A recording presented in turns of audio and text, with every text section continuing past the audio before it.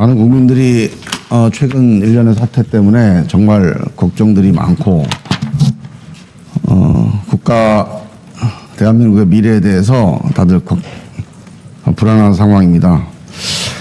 이런 시기에 대통령의 공백을 메꿀 수 있는 유일한 헌법적 정통성이 국회에 있습니다. 국회가 중심을 잡고 국민들에게 또는 세계에 대한민국이 평온하다, 대한민국이 안정적이다 이런 메시지를 줘야 되는데 오늘 인사청문회에서 국민의힘이 불참한 것에 대해서 정말 유감이고 빨리 국민의힘 의원들이 참여를 해서 국회가 정상적으로 가동되고 있다는 것을 국민과 세계에 빨리 전해야 된다 그런 말씀을 좀 드리고요.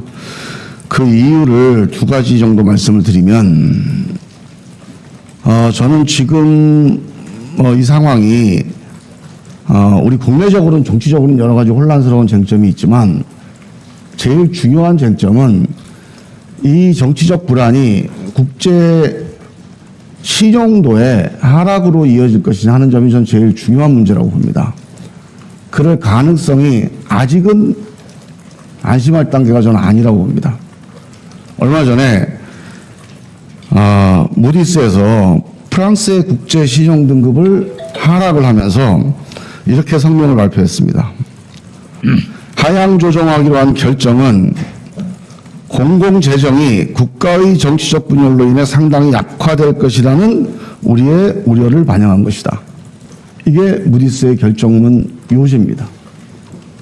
국제시정 등급의 결정이 핵심은 국가적 분열에 의해서 정치적 분열에서 나올 수 있다는 점, 이게 대한민국에 큰 경고가 되고 있다고 생각을 하고요. 국민의힘이 아직도 여당이라고 주장을 하고 있습니다. 역시 맞습니다.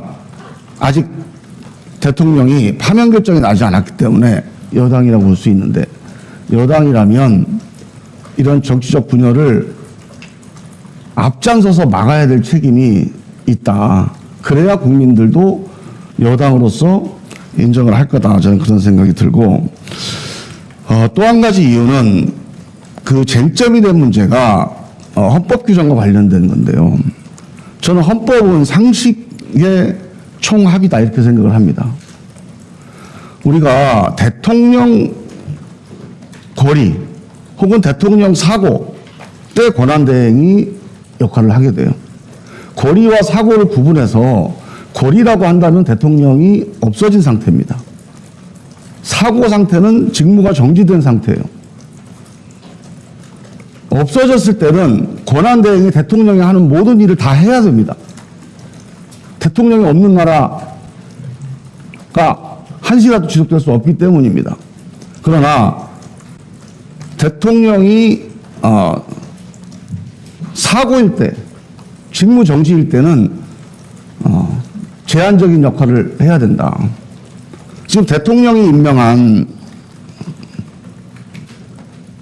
헌법재판관이라면 적극적으로 권한 행사를 해야 되니까 어려운 점이 있겠으나 국회가 추천한 그 대통령은 소극적 권한을 행사하는 그런 권한 행사에 대해서, 소극적인 권한 행사에 대해서는 저는 권한대행이 당연히 해야 된다, 할 수 있다 그렇게 생각을 하고요.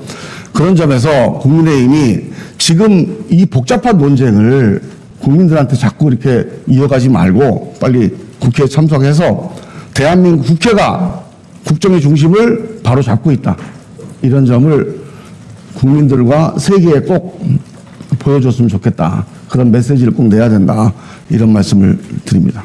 이상입니다.